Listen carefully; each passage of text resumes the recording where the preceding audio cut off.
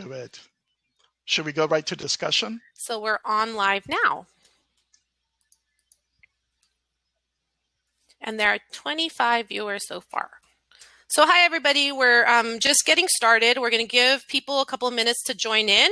But in the meantime, you can peruse some of the content from the booth under the Content tab. And just a reminder, we are recording now. And if you have any questions, so just drop them in the chat or the discussion box.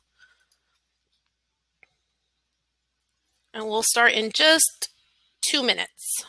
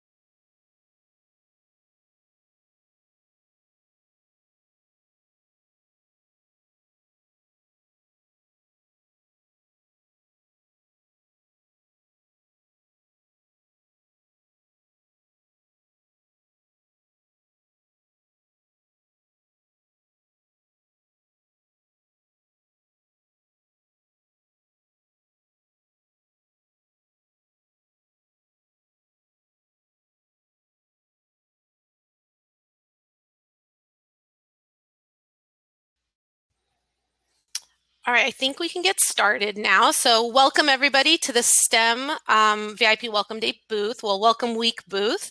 We're really excited to have you all here. We're going to be presenting some information about the STEM program and the resources available through the STEM area here on campus. And to do that, we have some of our awesome counselors, Mr. Jose Q and Sheridan MacArthur are here joining us.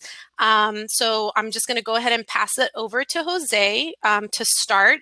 Just a couple reminders. Again, if you have questions, drop them under the discussion tab. If you want to see some of our booth content, it's under the Content tab. And this is being recorded just for your reference. All right, go ahead, Jose. Hi, everybody, and welcome. My name is Jose Q, and I'm one of the STEM counselors here. I've been with the STEM program since its inception, and I've been a counselor at Santa Monica for quite a bit. Today, we want to tell you about our STEM program, what we believe is our excellent STEM program. So let's talk a little bit about the things that we're going to be talking about. Why should I choose a STEM major, careers and earnings in STEM, and then basically the program at SMC. So basically everybody by this point in time should know what STEM is. It's basically majors in the areas of science, technology, engineering, and mathematics. Why STEM? Well, a bunch of reasons. So you're going to have an opportunity to engage in create new technologies and research. You're going to open the door to endless possibilities, have a positive impact on the world, right? What a perfect example that we're living through. If those of you who are interested in doing medical research and research on viruses, make yourself competitive in a tough job market, earn a good living, earn a good pay. And basically, you're going to be choosing a major that you really enjoy. Many of our STEM majors love being a STEM major and really would not choose to do any other major. So, and have a career that's satisfying and enjoyable to you. So basically, there's lots of STEM careers. STEM, if you're a STEM major, you graduate, you go into the workforce, you're going to generally earn more money than non-STEM majors. You're usually going to do better during an economic downturn, and over a lifespan, you're going to earn more money than non-STEM majors. So professionally and in terms of income, STEM majors do very well. Here's just a graph showing projected increases in STEM jobs through 2020. So at some point in time, we'll need to update this. And I'm not sure if you're able to see it, but you can maximize your browser. But again, medical scientists, biomedical engineers, system softwares. And basically what this graph tells you is that if you're interested in computing, if you're a computer science major, computer engineering major, that group, that major, by and large, tends to be where most of the jobs are. So that STEM area disproportionately represents the job market. So you're going to be in a good place. And then within that, things like database administrator, systems analyst, computer support, programming, software engineer, and computer networking are the leading professions. All right, so guess what? You get to work for really exciting companies too, right? So again, if some of you are interested in programming and computer engineering, and you think you might like to work for Electronic Arts, or if some of you are interested in space exploration and working for NASA, the Jet Propulsion Laboratory and companies like Apple and Tesla, and some of you might be interested in going on and interested in a life and work in research. So you might become university professors. You might go do research for the Center for Disease Control, or you might go, do research and be a practitioner in some other field. And here's just basically a list of many of professions that are tied to STEM. Again, this is not a complete list by any means. And, again, sometimes STEM professions are, happening all the time. Some of them we don't even know about right now, right? Because they're going to be sort of created based on the need, technology and research and other needs that and demand by the labor market that will create new jobs. All right, money. Again, it's not usually the number one reason why students decide to major in STEM. As we talked earlier, pursuing a major that you really love and that you're passionate about tends to be a better strategy. But again, these are majors that allow for making a very nice living, making quite a bit of money, and why not? All right, so probably this is the thing that interests you the most right now. What does the STEM program at SMC have to offer? And students that are in our program are participating in a bunch of different support and enriching activities. So again, at the end of the day, what I like to tell students is that the STEM program is one, an academic support program, and two, it's an enrichment program, because if you participate in the STEM program and you engage in these activities, by the time that you leave SMC, you will be your academic experience will be much, much fuller, and your opportunities and your options of where you transfer to and activities that you do once you transfer to will be greater to you. So again, we have courses that we reserve, sections of courses. We also have specific courses for STEM students that will help them develop their professional side, to be able to have a working resume, to be able to have a cover letter,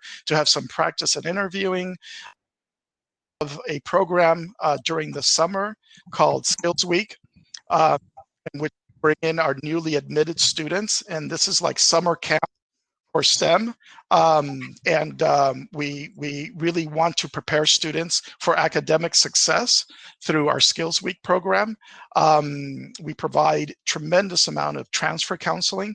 So again, students in our program will be engineering majors, there'll be biology majors, there will be computer science majors, there'll be a host of math majors, physics, and usually transferring to those majors require quite a bit of knowledge, and we have a lot of experience in that. Also how to help you create an educational plan that's going to maximize your ability to get good grades, because a lot of you are going to want to transfer to top schools.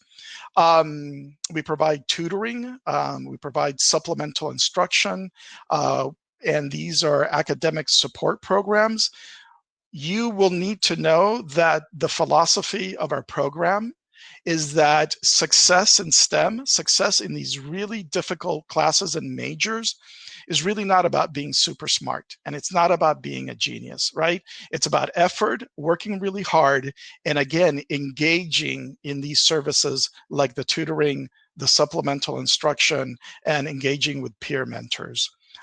We really routinely try to hammer the point across that being a STEM major is not something that you want to go at it alone. And again, the sense of community that's provided by the STEM program tends to be one of the things that our students appreciate the most. You get priority enrollment, and that's really nice. You get that in other programs also. There's one thing that we, again, back to the sort of professional development part, right? We don't want students in our program to be filling out a university application or to be graduating someday, getting a bachelor's degree, and just be a diploma or just be a transcript, right? We want them to have a bunch of robust activities regarding internships and research. And we actually have a 9-10 week summer research program through UCLA, where our students in the program have to apply, have to be selected. But if selected, then it's a paid internship. You'll be placed in a laboratory at UCLA, and you'll be conducting and working with professors conducting research at UCLA. We also have internships and research opportunities in areas of engineering and routinely support students. So if you come to us and say, hey, Jose, or hey, Sheridan, or hey, some other STEM counselor, I found out about this internship and I need some help. I might need a letter of recommendation, or I need help understanding the application process. You know that we are going to definitely assist you and support you in that. And we have a small scholarship that we have for our students within the program that, again, is appreciated by the students. So this gives you a little bit of an idea of the benefits of the program. So what are the program requirements to get into the STEM program? You have to complete an SMC application. I think for most of you, that's a given. We would like to see, and first of all, these are all for us. They're negotiable. So never take yourself out of the running by not applying. If you think that you would benefit from the program, if you think you're close enough in terms of this criteria, then please go ahead and fill out an application.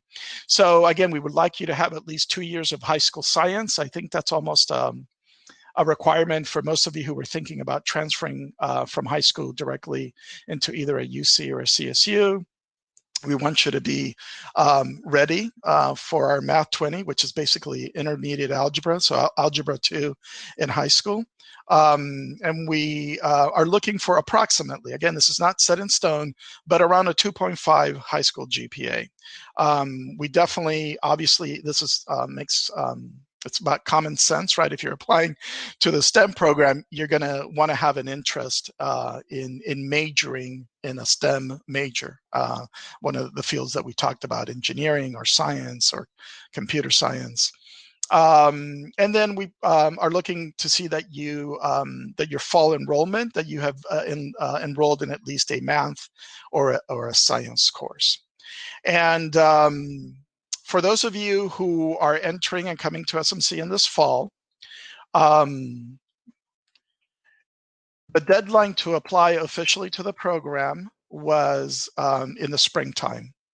I think this year is around May 20th or something like that. So if you didn't get that application in, again, absolutely please don't worry. Because again, many of the services that we provide, the tutoring, the counseling, the classes, you will be able to take advantage of those even though you're not officially in the program. So students belong to the STEM program even though they're not officially in it. And then again, definitely engage and participate in these services. And then in the spring of 21, you'll be able to officially apply to the program. And again, if you show in your application that you've already been engaged with program activities, that's only going to improve your chances of being admitted to the program. I just want to share with you now some of our students and some of the projects and things that they do in the STEM program, and again, really extend a welcome to you and let you know to please join us and participate in the program. Again, this was a picture taken at UCLA during one of those summer research experiences where some of the students were presenting their research to the other groups, to the other cohort groups, and they were acting as an audience. Again, looking our most professional in lab coats. And basically, here's who we are. So we have a program manager that's very dedicated to make this program running smoothly and making sure that you get access to all kinds of services. You've met me. There's Debbie Astorga, another counselor, Marian Bagamaspad, another counselor, Belen, Sheridan.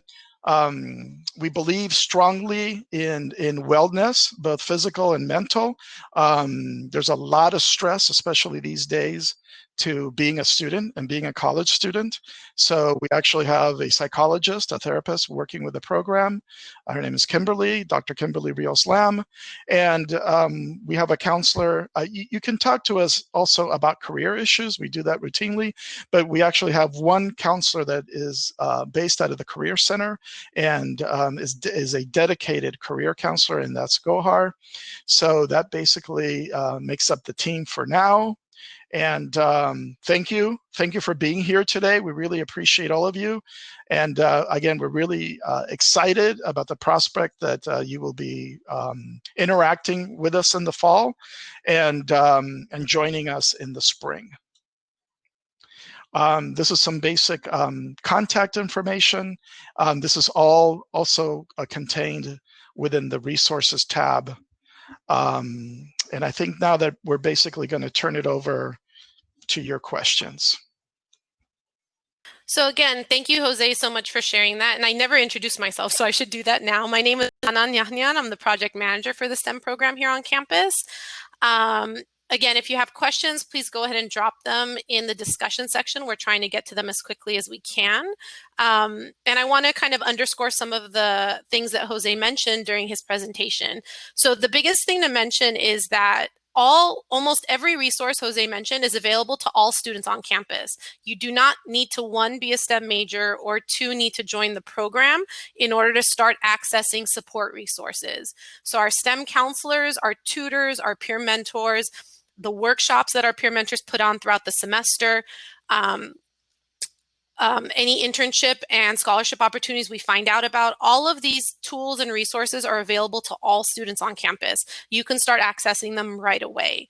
I've included links to most of the resources on the content tab, but you can also find them on our website, which is smc.edu/STEM. And we will update those as more information becomes available. So for the first week of fall, for example, we'll have posted our tutoring schedule. SI takes a couple extra weeks to post their schedule, but they try and cover most of the core STEM subjects as well. And that's another great support for in the classroom help. Another thing that Jose mentioned that's really important to kind of underscore is that, like he said, STEM is a difficult subject, are difficult subject areas in general. And it's something that shouldn't be done alone, right? So a sense of community, building a support structure around yourself, building your little community of folks that, take classes together, you study together, whether virtually, online, or on ground. That is something that all STEM students should make use of, and is a great way to kind of make your way through the STEM path. You don't want to do it alone, and you shouldn't have to do it alone. So why not make your life easier and find those resources? Our peer mentors are a great place to start. You can read their bios on our website, find someone who has similar interests to you, has maybe done some internships that you're interested in pursuing. Click on their tab, take a look when they're on the schedule, and then, you can just jump into one of their sessions and ask them questions. But if anyone has any other questions, go ahead and keep dropping them. We're going to refresh right now to see if there's any new questions. But essentially, that's the core of our presentation. Our door is always open. That's one of our policies. So our virtual door, our physical door is always open. You can always email stem@smc.edu. You can call us. You can talk to the tutors or the mentors, but we're basically here to help you with whatever support services you need to be successful both in and outside the classroom. So some of the questions: if we aren't part of the program but still want to engage in the programs, how would we know? So nothing is exclusive to STEM students. Everything that we mentioned here is open to all students. So you don't need to be notified about it. It's already open. Counselors are available this week and starting the first week of fall. So that's something that you can already start asking for counseling appointments. The only thing that is unique to the program and requires an application-based admittance is priority enrollment. Like with other special programs on campus, in order to get priority enrollment, you need to be admitted to the program. And the only other thing that is unique to the program and requires being admitted is the unique UCLA internship opportunity. We will be talking about many, many internships throughout the year that are open to all students, but our grant funds one specific internship at UCLA, and that requires that you be part of the program. So you would have to apply in the spring, be accepted, start in the summer, and then you would be eligible to apply for the UCLA internship. But all of the other internships that we talk about throughout the year, like Station 1, Base 11, JPL, there's a lot that we will be funneling towards you throughout the year. Those are open to all students, and they each have their own criteria. I believe career counseling also starts, the first week of school. So their website should be up and running. Let's see what other questions we have here. If you missed any part of this talk, yes, it is being recorded and they will be uploaded to the website soon, and you should be able to access all of the information for, I believe, up to a year. So this information is not going anywhere. And Sheridan, did I miss anything that you wanted to add? We got a couple of questions. One student asked about how to engage in research opportunities at SMC. And then another one about internships specifically. Great questions. Okay, so regarding research, we actually have some great courses here at SMC that are called independent study. So those are opportunities to engage in a research project here on campus with a particular faculty member in a discipline. So if you're interested in research, the number one place I would start is to talk to your faculty. If you're taking a bio class or a marine bio or engineering or physics or chem, and you're super interested in that subject matter, I would approach that faculty member and ask them about research opportunities that they're aware of, both on campus and off. So that's a great place to start. You can also talk to department chairs to see which of their faculty are hosting independent study each semester, which is a 1 or 2 unit class that you can add and work on a project that's research-based. Another great place is to just sign up for the STEM mailing list on our website, and we will be notifying students about internship opportunities as we learn about them throughout the semester. And Google is your friend. There's a lot of great websites about REUs. Go to the JPL website if you're interested in that and look at their education department and see what upcoming research opportunities they have. We also have an Instagram feed for STEM, and we post a lot of internship opportunities, scholarship opportunities, and workshops on our Instagram feed. So if you're on Instagram, we're a great follow, and we'll put a lot of content there as well. I just posted it in the chat. And definitely meet with us, meet with counselors. When I meet with students, I often talk about applying to various internships. And again, our Career Center has a whole section dedicated to applying to internships and creating your resume and helping you with cover letters. So there are resources both through the Career Center, but again, oftentimes when you meet with a STEM counselor, we can talk to you about internship and research experiences. question, do we offer tutoring for calculus? Most Lots. definitely. Absolutely. We cover tutoring for all math levels. We also cover physics, chemistry, CS, engineering, and we do our best to cover all of the levels of chem and bio, but it really depends on what tutors are available when. So that schedule and all the subjects that the tutors will be available to cover will be posted the first week of fall. So that resource will be available right away to students. And all of the tutoring is done through Zoom online. So there's Zoom links and their schedule is posted, and you don't have to make an appointment, you just click. And you hop on. And if there's a waiting room, it's because they're already helping a student, but they'll be with you as soon as they can. And I'm really glad that you asked that question, because again, that's really one of the big pillars of this program. Back to this thing that these are difficult and demanding majors and you don't want to go at it alone. I'm fond of telling people nobody picks up a calculus book, reads through a chapter and says, I have no questions. In fact, it's the opposite, right? When you're taking these subjects like math and physics and chemistry, biology, you're bound to get stuck. That's the normal thing. And again, what our program is all about is saying, hey, look, you need to be engaged with tutoring on a regular basis. Don't just wait to go to tutoring like a day or two before the midterm or a day or two before the final. Make sure that you build that in from the beginning of the semester so that you are up to date with what's happening in that class. Make sure and use supplemental instruction. A lot of you probably have no idea what supplemental instruction means, but it's a different kind of tutoring. It's where you go to your class, your instructor goes over the lecture and covers the course material, but then you have an opportunity to go meet with a supplemental instruction section, and that individual heading that section will basically reinforce and go over what some of that material that was covered in class. So it gives you an opportunity to have a second exposure to that material, right? Which is very valuable. So now again, you can see that your whole interaction with being a STEM major is much more intense, right? You're not only going to class, you're not only doing the homework, but you're setting up regular tutoring appointments, you're possibly visiting supplemental instruction sections, and you're definitely visiting your instructors during your office hours. And for most of you who are brand new freshmen, again, that's a brand new concept.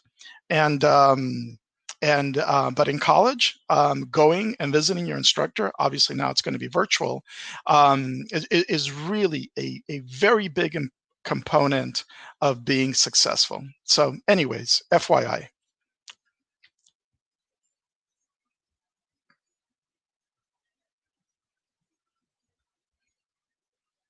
More questions? Got a good question about engineering. So anyone who's interested in learning a little bit more about engineering, maybe don't quite know which area of engineering you're interested in because there's so many fields that are attached. We have a great class that has no prerequisites. It's called Engineering 1. It's taught by our amazing engineering faculty here on campus, Professor Tram Dang, as well as a few other faculty members. And basically, it's an overall introduction into the various areas of engineering, and you get to do hands-on projects. So again, if you're interested in engineering, it's a great place to get started, to meet some very cool faculty, have guest speakers from, actual careers come in and talk to you about what they do in their engineering fields, as well as get some hands-on experience. And I believe our great counselor, Jose Q, has taken Engineering 1, so maybe he can add something to that. Yeah, it's a really good class because it provides you with two pieces of information. One, it provides you with study skills that are essential to being a successful engineering major. And two, it provides you with career information about engineering. So yes, I'm kind of interested in maybe mechanical engineering, but do I want to use mechanical engineering in the aerospace industry, or do I want to use it in the biomedical industry? Do I want to use it in the energy industry? So again, it gives you an ability to really sort of explore the career world of engineering and also be able to pick up some skills, which we're all about around here. Everything is about skills, which you can practice and improve. But it gives you skills to be a better engineering student. And we just got a question regarding certificates in astronomy and just exploring finding universities to transfer to. Absolutely. Our counselors can definitely help you kind of hone in on what major you want, what options you have for transfer in that major to different universities. They can help you develop an ed plan to figure out how you're going to get to that transfer goal, depending on what schools you're interested in. So our counselors are amazing, and they are very knowledgeable in STEM fields and transfer. And we will have various transfer events throughout the year as well. So in the fall, we do a lot of transfer workshops and transfer related events to kind of help you do your applications, to learn more about transfer. So keep an eye on the website, keep an eye on the Instagram feed, and we will be posting about various workshops and opportunities you have to come and engage with both fellow students and counselors about those subjects.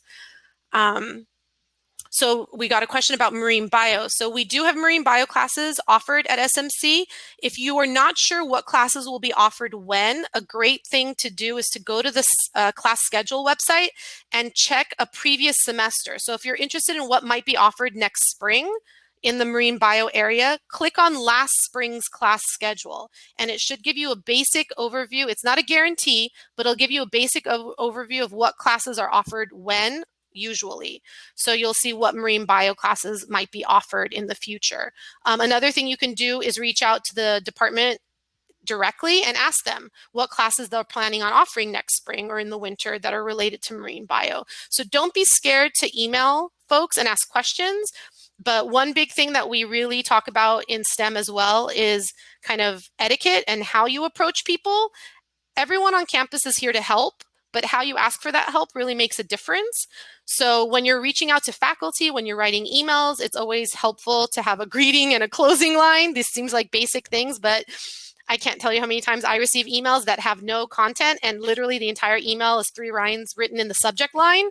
That's not a good way to write an email. So, ask your questions, ask for help, but be mindful that how you ask makes a difference. So definitely reach out.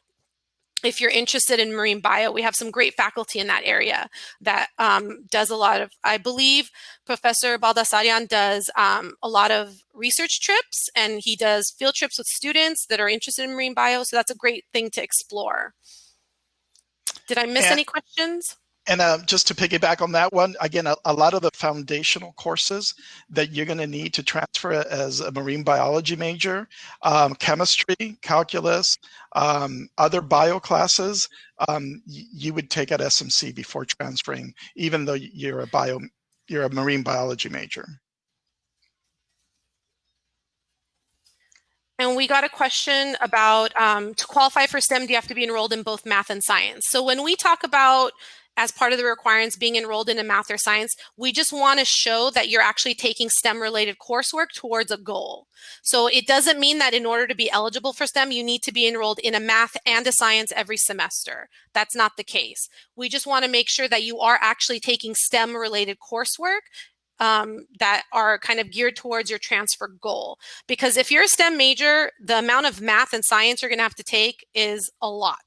So if you're not taking it every semester, like if you're not taking a math class every semester, you're not, taking the science classes and the prereqs required, it's gonna, lengthen your time at SMC exponentially. So all we're looking for there is to see that you're making progress towards an identified STEM goal.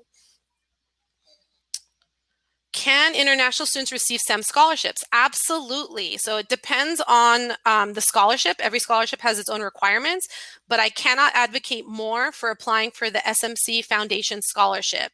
The application, it's one application you fill out. You do it through your Coursera Connect. It opens usually every October. It closes at the end of December. And through that one application, you will be considered for hundreds of possible scholarships. It's the #1 best way to kind of low effort, maximum output, right? So you do one application and you may be eligible for hundreds of scholarships. And so that's something that both international, undocumented, documented, and US citizen students are all eligible for. So I highly encourage students to apply for the SMC Foundation Scholarship application. So some students asked about the mailing list. And I believe Sheridan posted the link in the chat. So you can find the link to it on our website, but you just sign up for the mailing list and we will not spam your inbox. It's usually once or twice a month at most, and we'll send out information. Question about, would you recommend taking math courses during the winter or summer sessions? You have to be really careful about that. Summer and winter sessions are small. They're only 6 weeks compared to the fall and spring semester. Those are 16 weeks. So typically it's not a great idea to take calculus or an advanced level math during that time. It would depend on a lot of variables, how busy you're going to be, whether you're going to be working, is your life pretty stable, is there a lot of drama going on in your life, and what has been your previous relationship with math. So if you've done well in previous math classes. But again, that's why we really, again, recommend that you meet with a counselor, because that's one of the things that we do. It piggybacks on the previous question too. When we meet with students, we do educational plans. So we will tell you exactly what the sequence of classes are, and how to take them, and how to do it in a way that maximizes your potential for getting the best grades possible. Can you tell that my gardener is here? What that sound was. So we got another question about CS. Absolutely, CS is a STEM major. Those classes absolutely count. We do have support for those classes as well as tutors. So yes, CS majors are definitely STEMmies. Let's see if we have any other. Let's refresh and see if we got any new questions. And I'm already seeing in the chat that people are kind of finding each other. So this building of community is key, and you guys are already doing it. So that's going to be really helpful to you. Find folks that are in the similar interest areas, similar majors. One thing that we didn't talk about, but that I put on the content tab, is we have so many STEM related clubs on campus. So we have a We STEM club, which is women in STEM. We have a robotics club. We have programming clubs. There are all sorts of different STEM clubs that are completely student run and organized. We have an engineering club, and every semester those different clubs change and evolve based on student interest. So I highly recommend that you kind of find those clubs. The links are there. They have created, little groups online where they meet online, they work together, they do projects. It's a great place to kind of meet like-minded students that are exploring the same things you are. So please don't miss out on that opportunity. And if you don't see your interest area reflected on the club list, find 3 friends, start your own club. If you do, there's a couple steps you have to fill out, kind of complete to become a club. But once you do, there's actually funding through AS that you can get towards doing things with your club. And so there's actually money involved too that help you along. So if you want to do a project, you can use that money for a project. I believe Robotics Club used it to buy a bunch of equipment and build little robots. So there's a lot of things you can do. I don't know much about it because I know nothing about robotics. I just know that they did really cool things. So absolutely explore those interests every opportunity you get. Let's see. Since every school has different prerequisites for transfer, what do you advise students taking? So this is why we highly recommend students meet with a STEM counselor. You're right. Every school kind of lists their majors differently. So for example, electrical engineering could look different depending on which school you're looking at and what school it's under, which university. So those majors, kind of the names change, the requirements slightly change. It's very, very important that you kind of go to assist.org, do your own research online, but also meet with a STEM counselor, come up with an ed plan, identify your goals. Based on those goals and your target transfer institutions, the counselor will help map out what courses will be required for you to successfully transfer. So, but you're right, those class lists do differ depending on which school you're looking at and what major you're looking at. Let's see, did I miss any questions?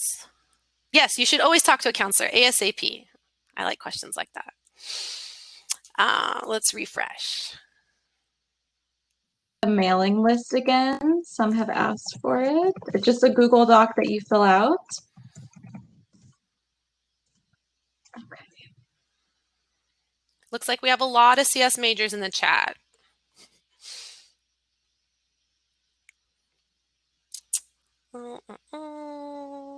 We have students exploring VR projects as well. So I'm going to give everybody a couple more minutes if they have questions, but basically that's the content we're here to cover. If again, our door is always open. You can email stem@smc.edu if there's any question that we didn't cover. If you'd like to meet with a counselor, the schedule is online. Counselors will be available the first week of fall for all of you. And again, you do not, for those that joined us later, the vast majority of the resources that we're offering are available to all students on campus. So again, you do not have to be part of the program to access counseling, tutoring, peer mentors, or any of those resources. Everyone on campus can make use of them. And I'm going to give a shout out here to a couple more resources we have on campus that are available. We have a food pantry. It's open every Wednesday. It's open to all enrolled students. Just drive through. You can find that information on the website under the food resources tab. And again, in order to be successful in your classroom, you need to get support, like wraparound support. So when we say that we're here to help, we're here to help with whatever you might need. So if you're housing insecure, food insecure, if you need wellness resources, we have a STEM therapist. If you need career help or resume help, we have a career counselor. All of these things are required to be successful in the classroom, right? Because if you're not comfortable or successful outside the classroom, how can you focus on the content in the classroom? So we highly encourage students to reach out for help early and often.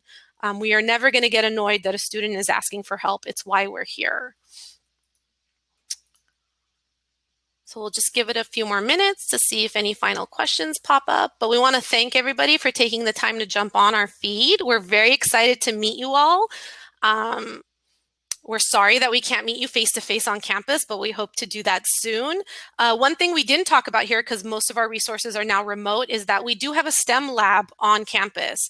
We have a lab that is a completely student space. We have whiteboard tables, we have whiteboards on the walls, we have textbooks that you can use while in the space, and that's where our tutors are typically housed. It's in Drescher Hall, 3rd floor, room 302. All that info is on the website, and we're very excited to be back on campus soon, hopefully, and we'll be able to have you all hosted there. But we do have a STEM lab on campus. So someone's asking about the units for a math class. Yes, so if you're taking a math class that's 5 units and a support section that's 2 units, that is a total of 7 units. So you are correct. Any last questions? Did I miss anything, guys? Great job. This chat is awesome. I think that's it. So I'm going to give everybody one more minute to ask questions. Plugging in our Instagram again. And then we will be ending this session in just a few minutes. But again, you can always reach us online. Our virtual door is open. And thank you to my wonderful counselors for being here and answering all those questions and putting on a great presentation. It's always fun to engage with students. We miss you guys. We miss seeing you.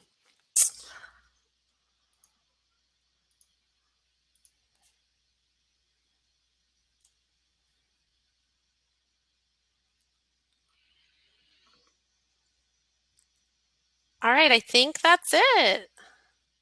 So someone asked about math classes with support. So there are different, maybe one of the counselors can answer about the 2 Cs.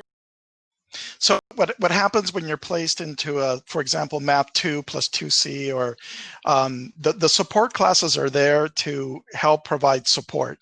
So as opposed to being able to just take, say, Math 2, for example, by itself, if you've been placed into a Math 2 plus 2C, those 2 units are geared to help you with skills that you need to be successful in that class. So the instructor for a math with a support component is dedicating time. They might weave it into the class. They might hold a different time for it. But again, they're going over some essential skills that are necessary to be successful in that class. So you're getting both the 5-unit content of, say, pre-calculus and Math 2, and then you're getting 2 units of review and of skill building to be successful in that Math 2 class. So any class that has a support component is basically acting as that support to help you be successful in the class. Those classes, when you're looking at the class schedule, you'll see there's a Math 2 and then there's a Math 2C. There's a Math, what other classes have it? I think there's a 4 and a 4C, correct? Yeah, and if you're in a statistics class, there's 54 and a Math 54C. So anytime you see that C, it's the companion course to the class and it's a support section. So it's almost like built-in tutoring by the instructor. So, you know, that could be very productive and helpful and intense. Thank you, Jose. And time-consuming. Should I stop now? So students are asking about the tutoring link. If you just click over to the content tab, it's right next to the discussion tab. You'll see the direct link to our tutoring page. You can also find it by going to smc.edu/STEM and clicking on the tutoring quick link on the left. So all of these links can be found on our homepage, but I also put them in the content tab. And when this presentation is over, you'll still be able to access all of the information and links that are on the content tab. So the quick links will be there and you'll be able to use them whenever you need them. And I think that's it for us. Thank you again so much for joining us. We appreciate your time and we look forward to engaging with you both on and off campus remotely. Thanks so much. Thank you, everyone.